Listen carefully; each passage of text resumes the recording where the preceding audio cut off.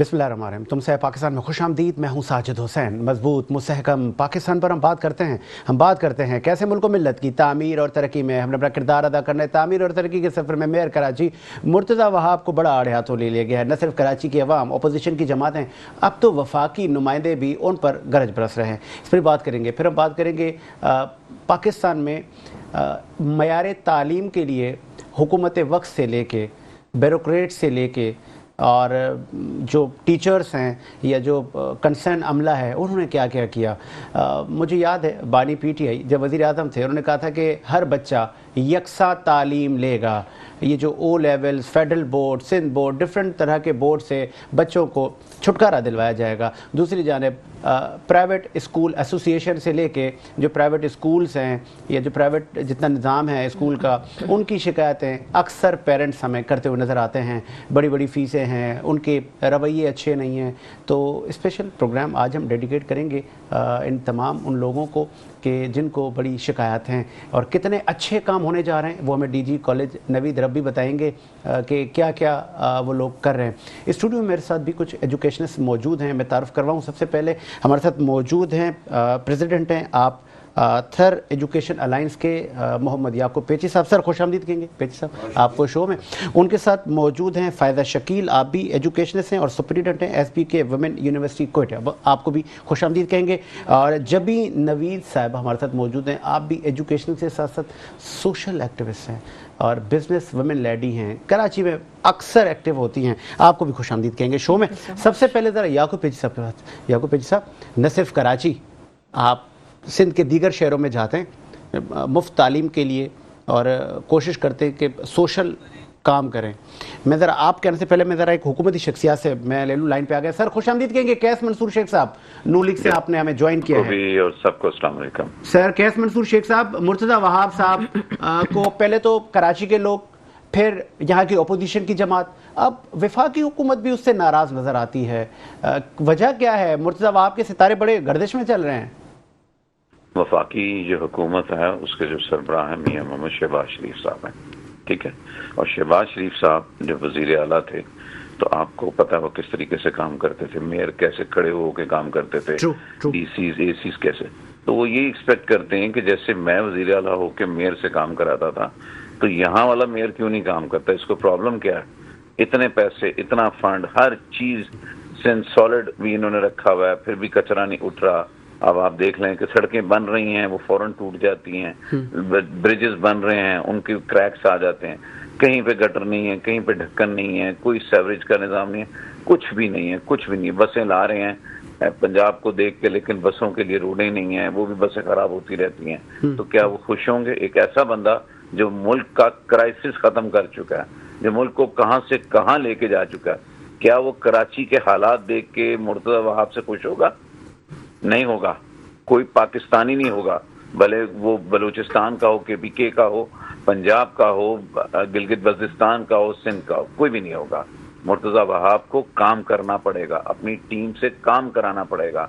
आपने भी देखे कल के बल्दियाती इलेक्शंस, बिल्कुल सही है। आपने अगर देखे होते तो आप आंसू से रोते कि आपने देखा थंडर। अगर आप बल्दिया कभी जाएं तो आप दोबारा नहीं जा सकते वहां पे। अगर आप सरजानी जाएं तो आपको पता चल जाए। आप औरंगी जिस जगह इलेक्शन हुए वहां पे, और वहां पे आप बताएं, हर एक बंदे की डिजायर होती है हमें अच्छी सड़कें मिले, सेवरेज सिस्टम मिले, पानी ना खराब हो और गटर के ढक्कन लगे हों, एक अच्छा हर एक को माहौल चाहिए, क्योंकि टैक्स दे रही है सारे लोग। उन लोगों ने इतने वोट दिए माशाल्लाह, इन्होंने इतने वोट हासिल किए कि जनरल इलेक्शन में उस यूसी को इतने वोट नहीं मिले। अब आप देख लें, अब उसके बाद हम क्या करें? जब ऐसे इलेक्शन होंगे, ऐसे रिजल्ट्स अनाउंस कर दिए जाएंगे, तो आप क्या एक्सपेक्ट करते हैं कि कराची वो डेवलप करेगा? नहीं करेगा कराची डेवलप। अच्छा, एक सवाल मेरा ले ले। उस्मा बुखारी साहिबा ने कहा है कि सिंध के लोगों को भी मरियम नवाज शरीफ जैसी सीएम चाहिए। नहीं, वो उन्होंने तो एक छोटा वर्ड यूज किया है। पूरे पाकिस्तान के जो सीएम्स हैं उनका मुकाबला नहीं कर पा रहे हर प्रोविंस का। क्या केपीके में कोई काम हो रहा है? क्या बलूचिस्तान में कोई काम हो रहा है? नहीं हो रहा। वो एक खातून, एक फीमेल होके उन्होंने जो बेड़ा उठाया है ठीक है, किस तरीके से। लेकिन कैस मंसूर शेख साहब, आज आगाज तो हुआ है ना, वो आज स्कूटियां बांटी हैं। शर्जील इनाम मेमन ने और chairman Pakistan Peoples Party Bilawal Bhutto Zardari ने बड़ा अच्छा फोटो सेशन करवाया, और चले वो कहते देर आए दुरुस्त आए, इनिशिएटिव तो लिया खवातीन को खुद मुख्तार करने के लिए। देखिए, हमारी बहुत बड़ी ख्वाहिश है कि ये दिल से कॉपी करें मरियम नवाज शरीफ साहब के काम की, दिल से कॉपी करें, हर काम में कॉपी करें। हमारा मुल्क क्या है, सिंध भी हमारा है, बलूचिस्तान भी हमारा, हमें पाकिस्तानी है। हर चीज की कॉपी करें, ईमानदारी की भी करें, ऑनेस्टी से काम करने की भी करें, क्वालिटी ऑफ वर्क की भी करें, हर चीज की कॉपी करें। हमें पंजाब जैसा या उससे अच्छा सिंध चाहिए, कराची चाहिए, हमें हर हालत में चाहिए। कराची पूरा पाकिस्तान चला रहा है और कराची को चलाने वाला कोई नहीं है। मैं तो कहता हूं बिलावल साहब जिस तरीके से कर रहे हैं, उनको इसके ऊपर एक्शन लेना चाहिए, ठीक है, उनको स्ट्रिक्ट होना चाहिए, और अगर वो मेयर चेंज कर सकें तो जरूर करें, क्योंकि सख्त डिसीजंस जो होते हैं ना, वो जब होते हैं तो उसी से क्वालिटी ऑफ वर्क इम्प्रूव होता है। जब आपके एक मेयर फ्लॉप हो गए, आपके टाउन चेयरमैन फ्लॉप हो गए, आपका कोई इलाका नहीं, आप जाएं तो सही, आप तो विजिट करते रहते हैं और फिर आप अपना चैनल रन करते हैं, तो आप बताएं कहाँ से खुश हैं, किस जगह से खुश हैं? क्या मलीर से खुश हैं, सरजानी से, बल्दिया से, कहाँ से, खारादर से, किस जगह से? कैस मंसूर शेख साहब, जब हम ये सवाल करते हैं तो पीपल्स पार्टी के लोग कहते हैं कि साजिद भाई ठप्पा तीर पे लगाती है ये अवाम। वो अवाम का एक ही बंदा होता है जो सारी अवाम के नाम पे ठप्पा लगाता रहता है अंदर जाके, वो बिल्कुल सही कहते हैं। अच्छा, अवाम ही है ना वो भी, जो अंदर घुस के टप्पे पे टप्पा लगा देंगे, और एक जगह अगर उन्हें 100 वोट बढ़े हैं तो वहां पे 600 भी ठप्पे वाले निकल आएंगे, कोई बात नहीं। अब ये तो काम इसी तरह चल रहा है। अगर ये इतनी कारकर्दगी वाले होते तो आज कराची का हर इलाका डेवलप होता। इतने सालों में हकीकतन यूरोप को बीट करता कराची।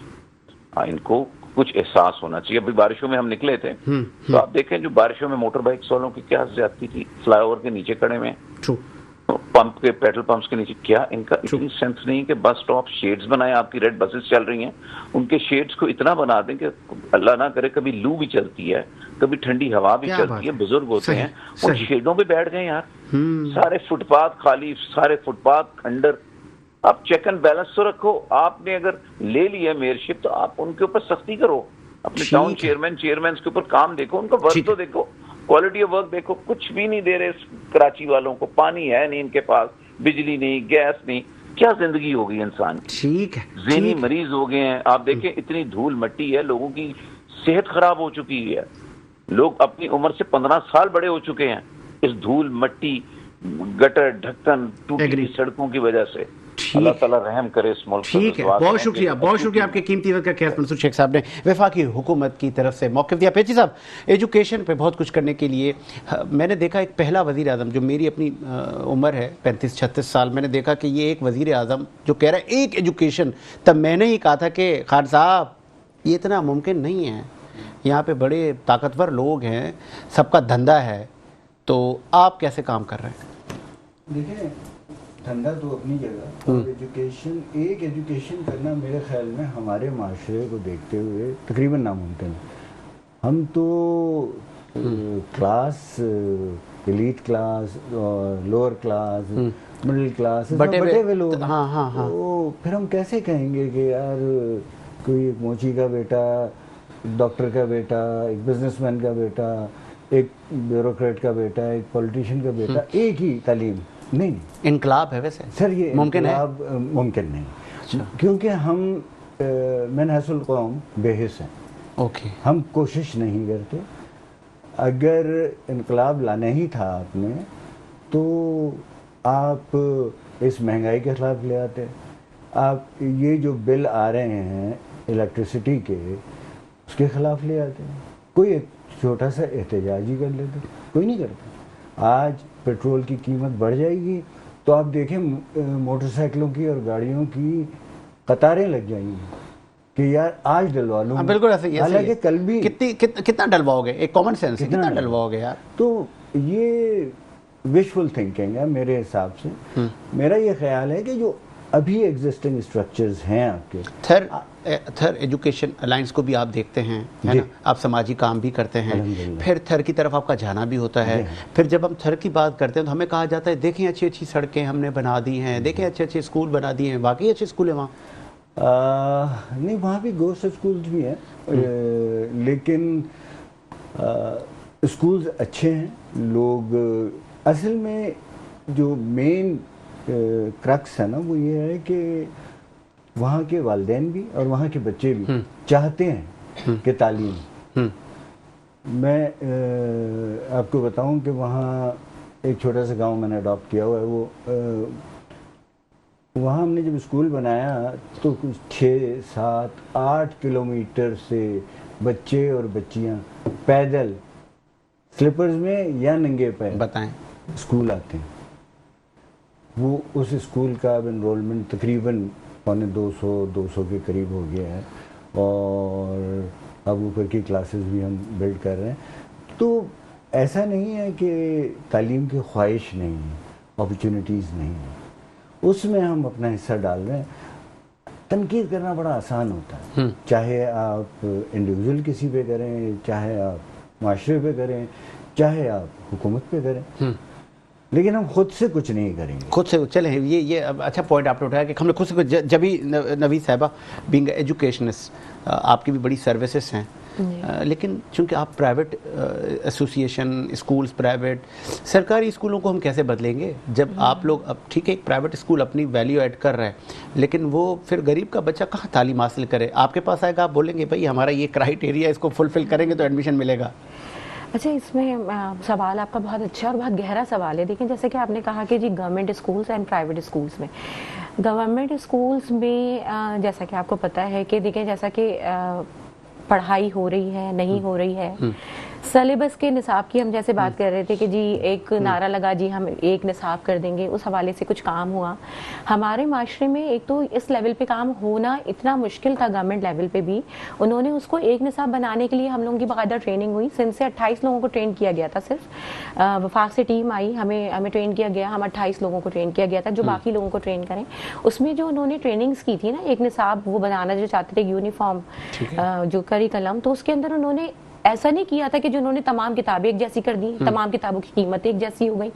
अब देखें, क्वालिटी एजुकेशन को बरकरार रखने के लिए उन्होंने कोशिश ये की कि टॉपिक्स तकरीबन सिमिलर्स हों बच्चों के, यानी किताब की क्वालिटी के हवाले से उसकी कीमत मुख्तलिफ हो सकती है, कंटेंट थोड़ा डिफरेंट हो सकता है, लेकिन जो एक सोच डेवलप करनी थी ना, वो एक सेम सोच को डेवलप करना था। वो उसके अंदर से कुछ ऐसे टॉपिक्स को भी अलग किया गया जो कि किसी नफरत अंगेज मामला की तरफ जा सकते थे, बच्चों की माइंड बिल्डिंग कैसे करनी है, तो वो इस तरह से तो आप निसाब बना सकते हैं जिसको हम यूनिफॉर्म एक कह सकते हैं कि हमारा एक सिलेबस बन जाएगा। इसके साथ साथ अब जैसा आपने कहा कि गवर्नमेंट स्कूल का मसला सारा ये है कि उनका एक निसाब है, वो उसी को फॉलो करते हैं। अच्छा, प्राइवेट स्कूल्स में या प्राइवेट कुछ लोग जैसे कि चाहते हैं कि उसको स्कूल्स को अडॉप्ट कर लें, जैसे कि मैंने भी एक गवर्नमेंट स्कूल का अडॉप्ट किया हुआ है डिस्ट्रिक्ट सेंट्रल में, तो उसमें आपका ये होता है कि आप उसमें ये कर सकते हैं जो आप अपनी तरफ से कुछ एफर्ट्स कर सकते हैं। आप उसमें ये कर सकते हैं कि तालीम दे रहे हैं जो आप, उसकी थोड़ी सी टेक्निक्स डिफरेंट कर लें। यानी देखें, कभी भी कोई किताब जो होती है ना, वो गलत तो नहीं होती, कम या ज्यादा बहरहाल कंटेंट उसमें अच्छा ही दिया हुआ है ना, तो बहरहाल उसको पढ़ाने के तरीके थोड़े मुख्तलिफ कर दें, टीचर्स को ट्रेनिंग्स अच्छी दे दें।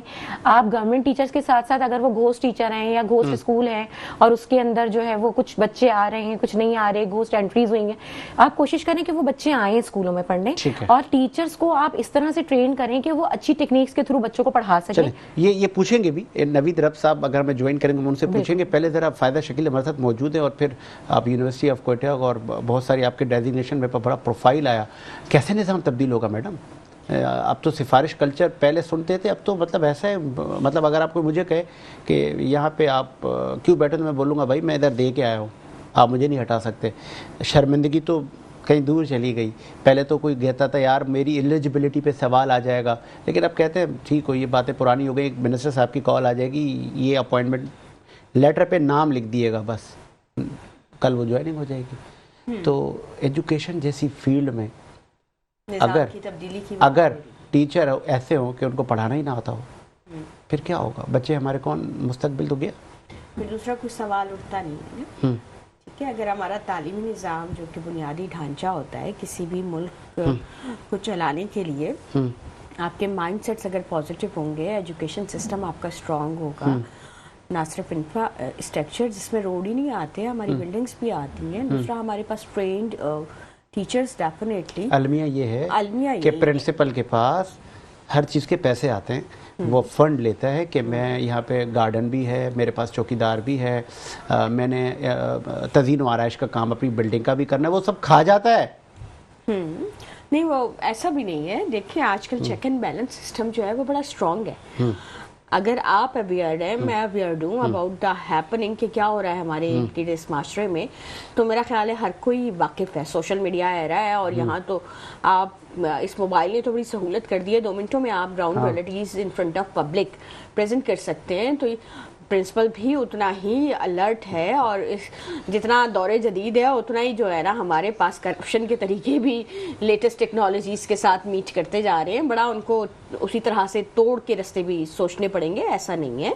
आप हाईलाइट हो जाएंगे, आप फिगर आउट जब हो जाएंगे तो फिर उसके बाद सामना आवाम के इस खटेरे में तो यकीनन आपको करना पड़ेगा। देखिए इट्स अ हायरार्की सिस्टम ना, हायरार्की है। अब मिनिस्टर एजुकेशन, देन हमारे पास डिफरेंट जो सेक्रेटरी है, एक पूरा निजाम है। ठीक है, आप ये नहीं कह सकते कि इस निज़ाम में एक शख्स सही है या एक शख्स गलत है तो पूरा निज़ाम करप्ट है। ठीक है, हमें जस्टिफाई करना पड़ेगा कि एक्चुअल जो सिनारियो है वो क्या है, और डिसऑनेस्ट कैरेक्टर आपके सामने आ ही जाते हैं। कैरेक्टर जो है वो असेसमेंट आप सालों में होती है, आप डिफाइन करते हैं जब आपकी क्वालिफिकेशन वो तो आपकी डिग्री है डेफिनेटली, या आपकी स्किल बेस्ड एजुकेशन है। दो हमारे पास क्राइटेरिया आ रहा है, उसमें फिर आपका कैरेक्टर जो बहुत ज़्यादा, इसमें ऑक्सफोर्ड यूनिवर्सिटी की, हार्वर्ड यूनिवर्सिटी की मैंने बाकायदा रिसर्चर्स देखी हैं। ठीक है, तो आप उन वजूहात पे गौर करें जो वहां बैठ के वो हमारे सोशल साइंसेस के सब्जेक्ट पे रिसर्च की जा रही है। सॉरी फॉर इंटरप्ट, इस वक्त हमें DG colleges Sindh professor doctor Naveed Raf साहब ने ज्वाइन किया। सर खुशामदीद कहेंगे शो में। खुशामदीद जी, बहुत शुक्रिया। आप डॉक्टर साहब लाइन पर रहिएगा, मुझे प्रोड्यूसर साहब ने कहा ब्रेक ले लें, फिर इत्मीनान से डीजी साहब से बात करते हैं। एक वक्फा लेते हैं सर, वक्फे के बाद आते हैं। ब्रेक के बाद खुशामदीद, प्रोग्राम को आगे बढ़ाएंगे और इस वक्त हमें डीजी साहब ने ज्वाइन किया हुआ है। सर खुशामदीद कहेंगे नवीद रफ साहब, गालबन आप लाइन पर होंगे। बात हो रही है सर इंपॉर्टेंस ऑफ एजुकेशन की, गालबन रिफॉर्म्स की ज़रूरत रहती है, और आप लोगों ने भी, जब मैं स्टडी कर रहा था, आपके स्टेप इनकलाबी रिफॉर्म्स लाए हैं, स्पेशली सिलेबस में नए नए टॉपिक्स आए हैं। बताएं कुछ, हमारे देखने वालों को बड़ी तनकीद भी होती है आप लोगों पर कि वही बाप दादा के ज़माने की किताबें आज भी हमारे पोते पढ़ रहे हैं जो दादा पढ़ता था। अच्छा हाँ जी, बिल्कुल रिफॉर्म्स आए हैं और 2019 से अब तक हम मुस्तकिल इस डेवलपमेंट के प्रोसेस से गुजर रहे हैं, और हम एक बार सिलेबस को रिव्यू कर चुके हैं, बल्कि रिवाइज कर चुके हैं, और अब इंशाल्लाह नेक्स्ट रिवाइज सिलेबस आपके पास आ रहा है, बच्चों के पास आ रहा है।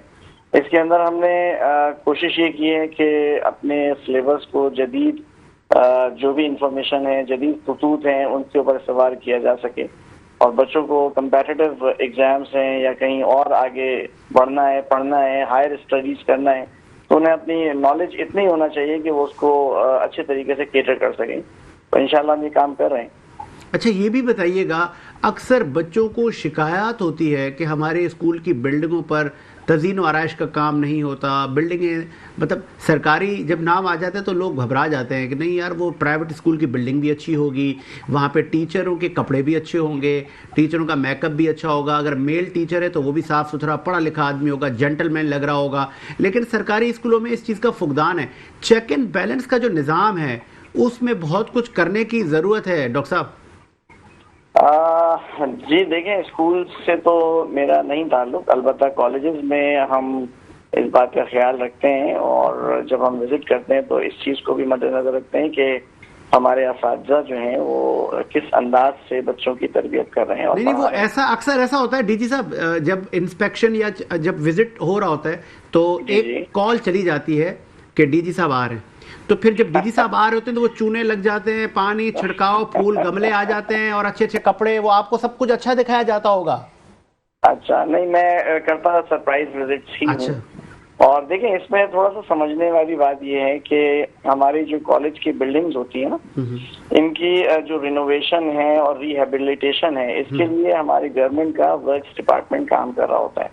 और वो अपनी स्कीम्स के तहत उसको जो अलॉट की जाती है, उनको जो फंड्स और बजट दिया जाता है, उसके मुताबिक वो कॉलेजेस को सेलेक्ट करते हैं और जहाँ पे ज्यादा जरूरत है उन कॉलेजेस को जो है वो रिहेबिलिटेट करते हैं या रिनोवेट करते हैं। इसके साथ साथ हमारे जो कॉलेज के प्रिंसिपल्स होते हैं वो भी इस मामले में यकीनन पीछे नहीं रहते। हाँ, खामियां जरूर मौजूद हैं, हम ये तो नहीं कह सकते कि 100% हम बिल्कुल सही काम कर रहे एक बड़ा इंपॉर्टेंट डीजी साहब, एक बड़ा इंपॉर्टेंट जान के अमान पाऊं, क्योंकि जो स्टूडेंट है ना, जो हमारी आने वाली पीढ़ी है, वो अक्सर हमें कहती है कि सर ये सवाल करें। सर अक्सर जब रिजल्ट अनाउंस होता है तो बहुत सारे बच्चे रिजल्ट से मुतमईन नहीं होते, वो कहते हैं कि मेरा तो ए ग्रेड आना चाहिए था, मेरा सी कैसे आ गया। ये जो रिजल्ट चेक एंड बैलेंस है, जो आप मार्क्स देते हैं, वहाँ जिन्नात हैं, जादूगर हैं, वो बच्चे क्यों नहीं मुतमईन हो पाते? बात दरअसल ये है कि बच्चा कभी भी अपना किसे कहता है मुनसिफ खुद तो नहीं हो सकता ना। यकीनन उसको परखने के लिए जो असातिज़ा इकराम मौजूद हैं, वो अपने तजुर्बे, अपने इल्म की बुनियाद पे उसको परखते हैं। मेरा तकरीबन कोई 20 साल का एक्सपीरियंस है जनाब कॉपीज की असेसमेंट का, बोर्ड्स की ना। और मैं आपको एक अजीब सी बात बताऊं, वैसे तो हम लोगों के लिए नहीं है, लेकिन वो मैं इस चीज से भी वाकिफ हूँ। बच्चे ये भी लिख के आते हैं, दिले नादा तुझे हुआ क्या है, आखिर इस दर्द की दवा क्या है। ऐसा भी होता होगा। मैं कुछ और कह रहा हूँ, ये तो होता ही होता है जनाब, इससे भी बढ़ के बहुत कुछ होता है। लेकिन मैं जो आपसे अर्ज करना चाह रहा हूँ ये है कि जब हम असेसमेंट करते हैं तो उसके अंदर तकरीबन जो A1 ग्रेड्स की परसेंटेज आती है ना हमारे पास आउट ऑफ 100, वो हार्डली कोई 5% होते हैं। उसके बाद जनाब नंबर आता है A ग्रेड वालों का 20-25%, फिर उसके बाद B है, फिर C है। तो C को हम कहते हैं अवामी ग्रेड है ना। हाँ। बच्चा आमतौर पे वही ले लेता है। हाँ। तो अब ये जो ये 1 साल 2 साल की बात नहीं है, जो मेरा एक्सपीरियंस रहा है उसके अंदर कंटिन्यूसली हम ये चीज देख रहे होते हैं कि इस तरह से परसेंटेजेस की ना हायरार्की बनी हुई है। तो बच्चे जो मेहनत करते हैं उसके अंदर जो बुनियादी चीज होती है, देखें उनको गाइडलाइन जो मिल रही है। अब आप ये सवाल करेंगे कि भाई वो कॉलेज में गाइडलाइन क्या मिल रही है। जी। वो मैं पहले तो ये बताऊं आपको कि देखें बच्चा अपने इंटरेस्ट से एक फील्ड को सेलेक्ट करता है। ठीक है।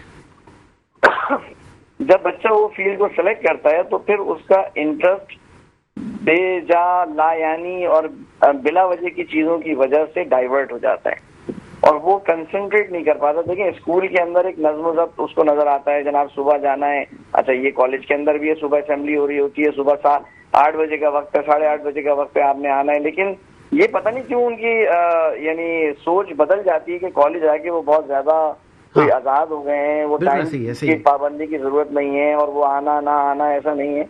तो हालांकि ये खुद मुख्तार हो जाते हैं और आजादी का गलत मतलब भी लेते हैं।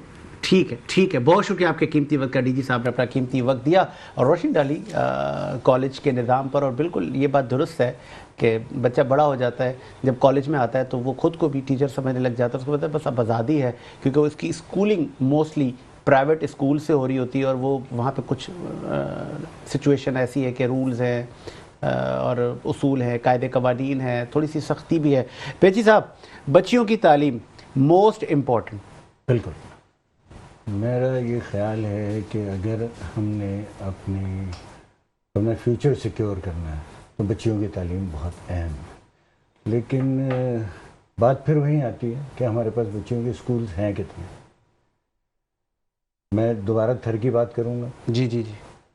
नगर पार्कर में एक स्कूल था जो मैंने अडॉप्ट किया था।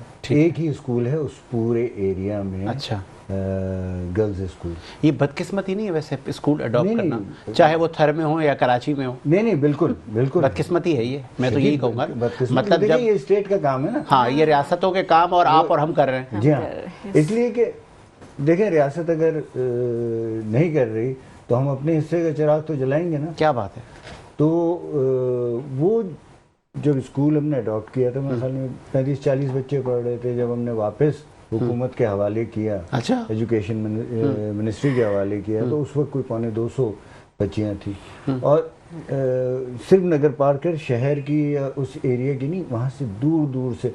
मैं पहले जैसे मैंने बताया कि इनको तालीम की ऐसी लगन है हाँ, कि ना धूप क्या देखते बात है। हैं ना बारिश देखते हैं, ये पढ़ने के लिए आते हैं। आप सोचें कि वहाँ 50 डिग्री बिल्कुल ऐसा ही है।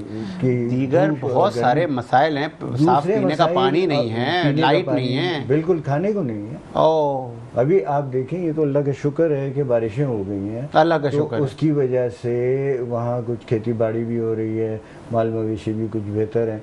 अदरवाइज तो वो बेचारे पूरे के पूरे अपने माल मवेशी के साथ माइग्रेट करते थे। तो उसके लिए हमने फिर ये किया था तो 3 साल पहले, 3.5 साल पहले, कि बड़ा सीवियर ड्राउट था। हमने फिर कुछ गांव सेलेक्ट किए और उसमें राशन दिया कि यहाँ खाना होगा तो ये खाने की तलाश में नहीं जाएंगे, बताएं। बच्चे यहीं रहेंगे और उनका तालीमी साल ज़ाया ना हो। बट ये दोबारा मैं यही कहूँगा कि स्टेट का काम है और बेतहाशा स्कूल स्टेट ने खोले किताबों में। किताबों में चले, ये बड़ा किताबों में बिलिंग हो जाती है, किताबों में पैसे ट्रांसफ़र हो जाते हैं। ये अलमिया है हमारे मुल्क का। अल्लाह पाक से हमें जान छुड़ाएगा फ़ायदा। ये बच्चियों की तालीम मैडम कितनी इम्पोर्टेंट है, और आज भी वो माइंडसेट है कि बस बच्ची को मैट्रिक तक पढ़ा लिया, बस आगे नहीं पढ़ाए। न माहौल है, न स्कूल है, न वो ज़माना है, बस ठीक है इसकी शादी करवाएं। हत्ता कि आलम यहाँ तक है रूरल एरियाज़ में तो बच्ची पढ़ानी ही नहीं है। जी, ये जो कॉन्सेप्ट है ना कि बच्ची की शादी होनी है, ये अभी चेंज हो चुका है। ये वो दौर नहीं है जहाँ शऊर की कमी नज़र आती है। खुद स्टूडेंट्स का बहुत इंटरेस्ट होता है, वो चाहते हैं, और वो किसी भी वे में, लाइक अभी सर ने थर की बात की, तो पिछले दिनों मैंने एक थर की पोस्ट देखी थी और उसमें सिर्फ झाड़ियों से बाउंड्री लाइन, और वही बात आ जाती है कि लगन का होना और खुश नियत लोग बुरे काफिलों में भी कामयाब हो जाते। अगर हमारे उस्ताद एज अ रोल मॉडल आ रहे, उसमें जैसे कि अभी आपने मुझे थोड़ी देर पहले कहा कि जी मेकअप होना चाहिए और प्रेजेंटेबल पर्सनालिटीज, मैंने देखा बड़ा सादगी में जो हुस्न और वकार नज़र आता है ना, अगर आपकी रिफ्लेक्शन वो है बिंग अ टीचर, मेकअप तो उसका कोई हिस्सा तालीम का मेरा नहीं ख्याल है। हाँ, ये है कि आपने सेंसिबल वे में प्रेजेंट करना है अपनी पर्सनालिटी को, बीइंग अ जर्नलिस्ट के तौर पे मैंने खड़े होना है। ऐसे स्कूलों का भी विजिट किया है, वहाँ पे टीचर सिगरेट पी रहे बैठ के, स्मोकिंग कर रहे केसेस होंगे। मैंने उस बच्चा अपने टीचर को रोल मॉडल देखता है कि मैंने अब उस्ताद जैसा बनना है। बट लेकिन अगर रियर केसेस जो पॉजिटिव एग्जांपल है, डायलेमा ऑफ द सोसाइटी के, हम पॉजिटिविटी को हाईलाइट ही नहीं करना चाहते, हम अपॉर्चुनिटी नहीं देते। अब देखें 60% जो मेरी आबादी है खवातीन की, ठीक है, आप हाईलाइट करें पॉजिटिविटी को।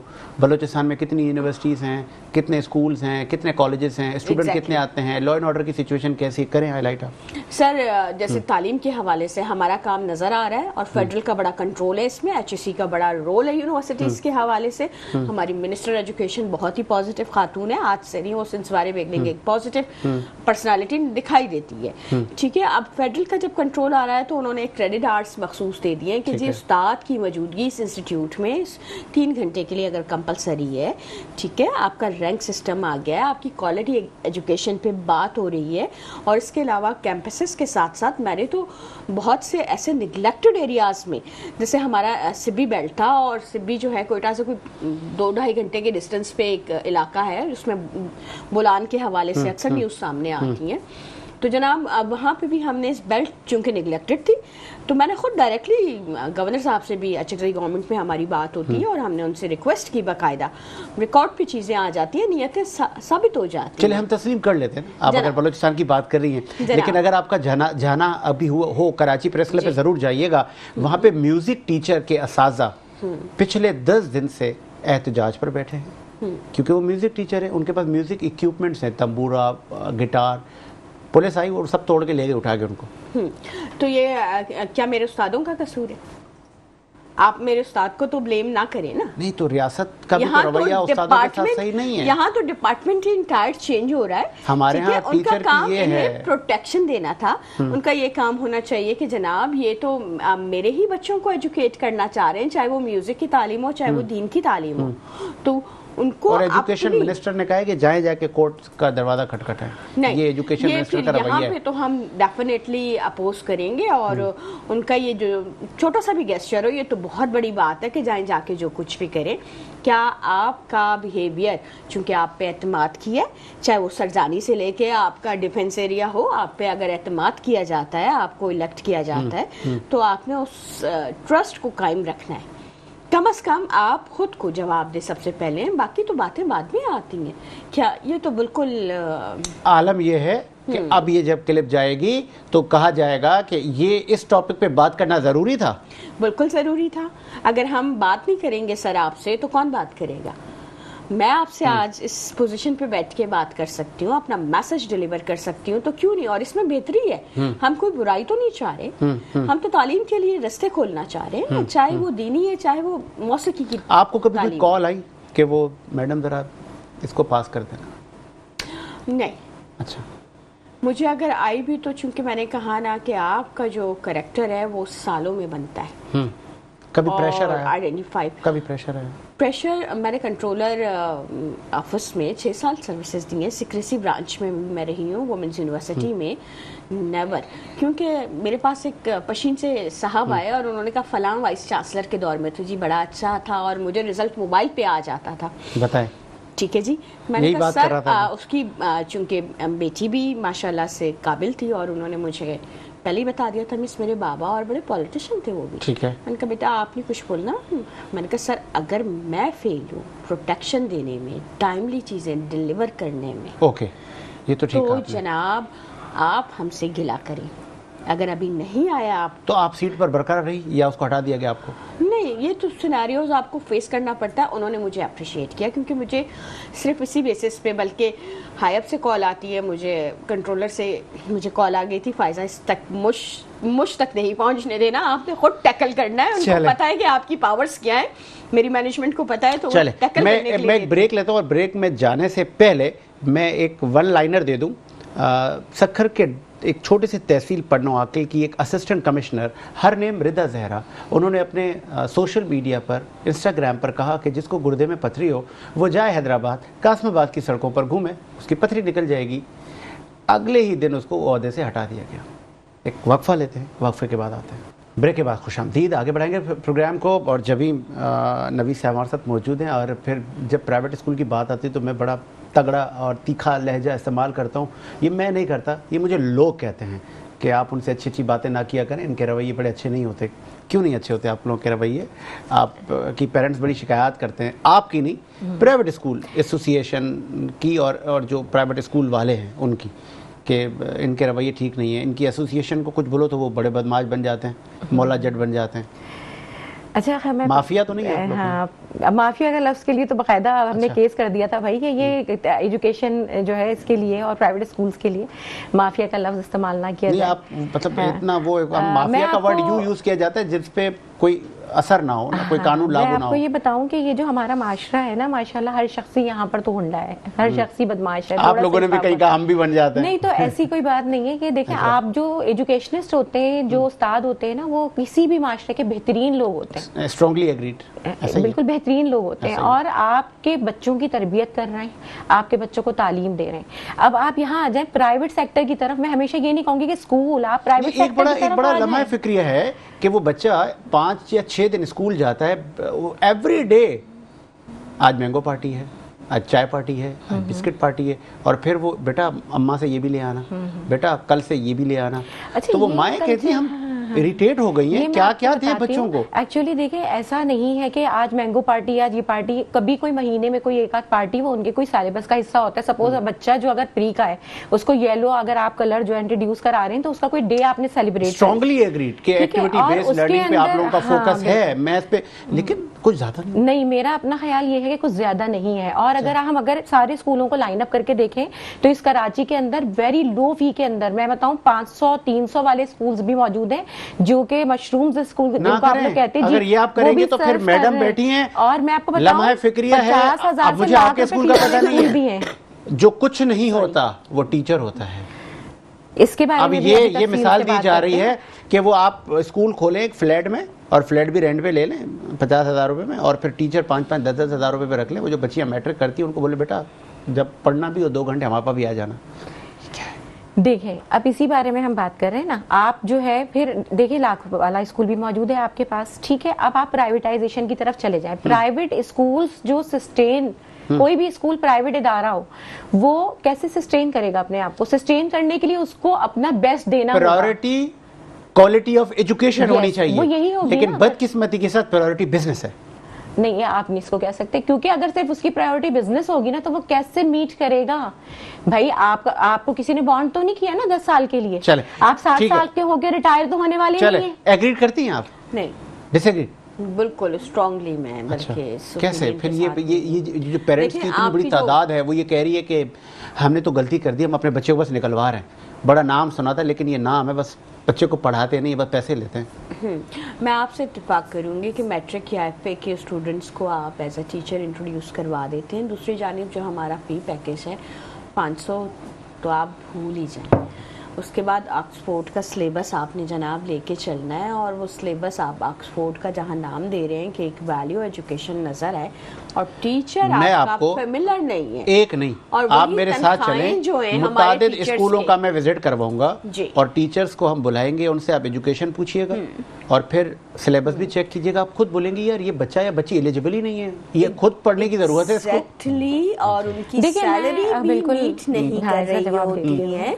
उनको पैकेज जो है अकॉर्डिंग टू फीसेस नहीं तो आपको वही ना 10,000 रुपए में 10,000 वाला ही बंदा मिलेगा ना। और फी स्टूडेंट आप 5 या 10 तो आप माइंड में रखें, और सिलेबस और फिर डेज के हवाले से एक्स्ट्रा बर्डनाइज करना वंस इन अ मंथ तो चले एक्टिविटी समझ आती है, या आप 3 महीने बाद चले रिपीट Exactly, कर दें। वही ना, 3-4 माह बाद तो समझ आती है। ओवर बर्डनाइज करते हैं, कभी रेड डे है कभी ब्लू डे है, ठीक है आप कलर्स इंट्रोड्यूस करवा रहे हैं। सर कपड़े भी ये पहन के आना, फिर Exactly. उसकी मदर ने स्पेशली फिर उसके पापा को फोन करना है कि कपड़े अब नए स्कूल वालों ने मंगा लिए। और हम सभी गुजरे हैं इन सिनारियो से, और ऐसा होता है नॉर्मली। तो मैं तो एग्री नहीं और जो करूंगी फीस मैडम, कह रही अफसोस हैं, के साथ। हाँ, नहीं, आप agree ना करें। आई डोंट नो कौन सी स्कूल मैं देखिए, जवाब आपको देने का हक बता रहा आपका है, आप बिल्कुल, जवाब दे, हाँ, फिर मैं आगे बढ़ मेरा- हाँ, जाऊँ। बिल्कुल, मैं आपको ये बताती हूँ हाँ कि तो नॉर्मल है। कि ये आप लोग जो Exactly. है ना उन एरियाज के अंदर भी विजिट करें, क्योंकि मैं एक एसोसिएशन से ताल्लुक सरप्राइज रखती विजिट हूँ। कर दूंगा आपके स्कूल का किसी मेरे दिन। स्कूल में तो अच्छा। बहुत मीडिया वाले आते हैं, अच्छा। आप भी जरूर हैं, मोस्ट वेलकम, और बगैर बताए हैं मैं तो कभी किसी को ये नहीं हम कहती हूँ, बगैर मेरे बताए स्कूल ही में तो आते जरूर आए। हैं, हम तो भेस बदल के आते हैं। हाँ बिल्कुल, एज यू विश, आप आए जरूर, क्योंकि देखिए मैं आपको फिर ये बात कहूंगी, मैं सिर्फ अपने स्कूल को रिप्रेजेंट नहीं कर रही, अगर आप मेरे Justify स्कूल की करें। बात करेंगे मैंने तो justify आपके अपने ऊपर स्कूल बर्डन से रख करूंगी। दिया है, आप इसको जस्टिफाई अगर करें, आप कौन मेरे सुन रही है स्कूल, अगर आपको? आप मेरे स्कूल के हवाले से बात करेंगे तो नॉट फिर- ओनली योर स्कूल, तो इसीलिए आप जनरल मैं बात हो इसलिए रही है, जनरली सबकी बात हो रही कर है, रही हूँ, तो सबकी। फिर मैं जनरली स्कूल की बात कर रही हूँ कि हमारे यहाँ 1 लाख फी ले रहा है स्कूल, और इसी माशरे के अंदर कुछ ऐसे स्कूल्स भी हैं जो कि वो बहुत ही लो फी सिर्फ इसलिए मुझे ले रहे कहना हैं नहीं कि चाहिए, फिर जहाँ मेरे ऊपर जरूरत बड़े है। मसाइल हो जाते हैं।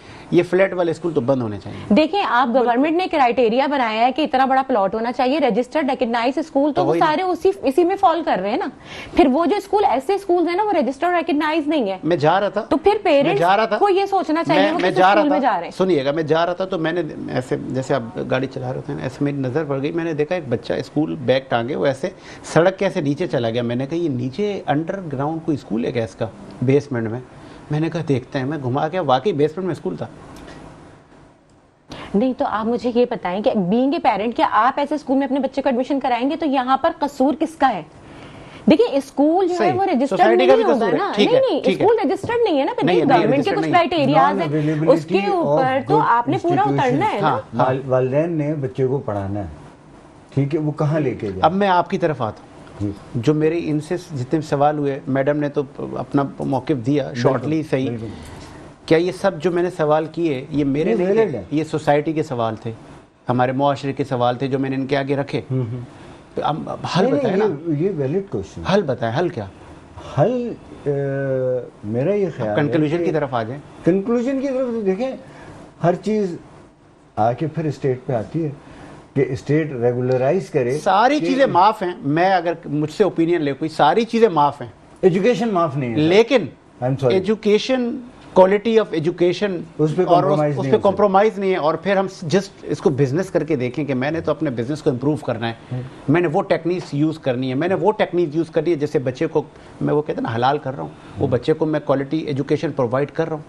मेरा देखें, to certain extent yes few schools are okay, strongly agree, ये तो है, ये तो है, ये तो है। और उनमें तो एडमिशन मिलना ही बड़ा मुश्किल है, जो आप ये बात कर रहे हैं ना। अगर आप जो कह रहे हैं ना कि ये जो बच्चे फ्लैट स्कूल में या बेसमेंट पीले स्कूल जो हमारे यहाँ एक कहावत है, बात ये है कि एक तो वालिदैन अफोर्ड नहीं कर सकते कि उन स्कूल्स में जाएं जिनकी फीस 35,000, 40,000, 50,000, इवन लाख रुपए भी है। मैसेज क्या देंगे रियासत को?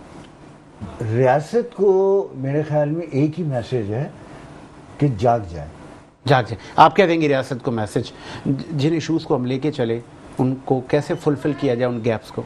ये मोस्ट इम्पॉर्टेंट फैक्टर है जिसमें बुनियाद है तमाम इंडस्ट्रीज़ की, यहीं से ब्रांचेस निकलती हैं। पीले स्कूलों के हवाले से जहाँ तक सवाल है ना, तो पीले स्कूलों में कम अज़ कम बिल्डिंग का और जो हमारे ग्राउंड्स होते थे उनका ख्याल रखा जाता था। हाँ। अब ख़त्म हुआ है, तो आप उसी चीज़ पे अगर काम करते हैं, आज भी हमारे FG का बड़ा अच्छा मयार है कोयटा में, यहाँ भी है, यहाँ भी है, तो क्या वो गवर्नमेंट देखें कैटेगरी का नहीं है? सही, तो ये भी तो हमारे पास माइंडसेट्स मौजूद हैं। और मैंने यही कहा ना, मैं तो हमेशा पॉजिटिव एंगल से अप्रोचेस डिलीवर कर रही होती हूँ। लेकिन जब भी आपने तनकीद की है, किस पे? मैडम पे। उनका पॉइंट ऐसा था कि 500 की फीस के लिए तो मुझे भी सोचना पड़ा कि 500 फीस का नहीं। आप लोग देखें, मैं आपको फिर वही कहूंगी कि देखें NGO बेस्ड भी स्कूल है, कुछ ऐसे स्कूल हैं जो सर्व कर रहे हैं सोसाइटी के लिए, उनकी कोई अर्निंग नहीं है। अगर वो बच्चे से 500 रुपीज ले रहे हैं ना मंथली फी, तो उनका मकसद ये है कि पेरेंट्स एटलीस्ट ये सोचें कि हाँ भाई उन्होंने जो है ना वो कुछ देना है बच्चे की फी, ठीक है। अगर आप ये समझते हैं, नहीं आप इन एरियाज में भी जरूर जाएं, नहीं क्राइटेरियाज को मीट नहीं कर रहे, और फिर उनमें जाके हम लोग जो स्कूल्स में जो हम एजुकेशनिस्ट हैं, हम लोग अपनी टीमें बनाते हैं, उनके टीचर्स को ट्रेन करते हैं, उनके टीचर्स को टेक्निक सिखाते हैं। तो ये हम लोगों का भी तो कंट्रीब्यूशन है ना प्राइवेट वालों का। क्यों कर रहे हैं? क्योंकि भाई जाहिर सी बात है, आपके पास गवर्नमेंट तो उन सारी चीजों को मीट नहीं कर पा रही ना, कि गवर्नमेंट के इदारे इतने ज्यादा भी नहीं है, और जो है वो भी घोस्ट है मोस्टली। जहां पर स्कूल्स मौजूद है वहां पर अमला मौजूद नहीं है। अमला मौजूद है तो रियासत को मैसेज क्या देंगे? देखिए बहरहाल ये तो रियासत का काम है, अभी भी 2 करोड़ बच्चा स्कूलों से बाहर है, उसको प्राइवेट स्कूल वाले भी कर रहे हैं। अब मायूस तो नहीं है ना? अब क्या रियासत से कोई सहूलतें चाहिए आपको? रियासत से देखिए सहूलत क्या चाहिए, देखिए 2 मेन चीजें हैं आपकी जो हर रियासत को और हर मुल्क की जो है वो बका के लिए लाजमी है, एक सेहत और एक तालीम। तो रियासत का मेन फोकस तो यही होना चाहिए। मिनिस्ट्री ऑफ एजुकेशन के आप लोगों के साथ मरासिम अच्छे हैं? मरासिम अच्छे होने से क्या मुराद है? मतलब आपकी जो एसोसिएशंस हैं या जो आप लोग हैं उनके साथ ठीक चलते हैं? देखें आप बिल्कुल एसोसिएशन के उस वक्त हमारे तो खैर खिलाफ ही होता है हमेशा, क्योंकि हम कुछ ना कुछ इस हवाले से कभी अगेंस्ट होते हैं, कुछ हमारे हक में बात होती है, कुछ हमारे अगेंस्ट होती है, जैसे अभी है। तो मुत्तफिक तो एक पॉइंट पे नहीं होता कोई भी, हर इंसान का अपना पॉइंट ऑफ व्यू होता है। मैसेज आपका रह गया था जनाब, आपको जो है टीम वर्क करना पड़ेगा। अपनी पॉलिसीज को जब तक आप ग्रास रूट लेवल पे डिलीवर नहीं करेंगे, और आपकी टीम जो आपने कहा कि हम तो जनाब फेस बदल के भी जाके चेक कर लेंगे मामलात को, ग्राउंड रियलिटी हम चेक कर लेंगे। हम जाते हैं फिर नाराज हो जाते हैं लोग। जाना भी चाहिए, क्योंकि ये मेरी वो सवाल है कि जिसमें मेरा मुल्क खड़ा है, दारोमदार ही तालीम पे है ना। अगर आपकी तालीम सही है तो मईशत, और उसके बाद ये सारी मैंने कहा ना, ये तो ग्रास रूट उस तरह से कि यहाँ से ब्रांचेस निकल रही तमाम इंडस्ट्रीज की। तो इसको जनाब आपने पॉलिसीज को कम्युनिकेट करना है स्ट्रॉन्ग टीम वर्क के साथ, और खुद चेक एंड बैलेंस रखे। आजकल अवेयरनेस का दौर है, सभी मुझसे पहले जो है प्रिंसिपल सेक्रेटरीज के पास रिपोर्ट्स पहुंच जाती हैं, उसके बाद इसी तरह से टेक्निकल एजुकेशन के पास। मैं ये नहीं कहूँगी, मैंने कहा ना कि वो जो खुश नीयत लोग होते हैं वो बुरे काफिलों में भी कामयाब हो जाते हैं। ठीक है, आपका कोई मैसेज है तो फिर मैं क्लोज की तरफ जाऊँ। मैं गर्ल्स एजुकेशन के हवाले से ही मैसेज दूंगी कि हमारी जो बच्चियों की तालीम है वो निहायत अहम है, और एक औरत की तालीम नस्लों की तालीम है। मर्दों से ज्यादा जो है वो हमें ज़रूरत है कि हम बच्चियों की तालीम के ऊपर फोकस करें। वालिदैन को और माशरे में जो है हमें अपनी सोच को बदलना होगा, और लड़कियों की तालीम पे ज्यादा तवज्जो देनी होगी। रसूलुल्लाह सल्लल्लाहु अलैहि वसल्लम ने फरमाया कि अगर तुम्हारा एक बेटी और एक बेटा हो, और तुम अगर इस्तिताअत रखते हो कि किसी एक को पढ़ाओ, तो बेटे की जगह बेटी को तालीम दो। क्या बात है। इसी उम्मीद के साथ मेरा मुल्क शाद आबाद रहे। साजिद हुसैन को इजाजत दीजिए। अल्लाह हाफिज।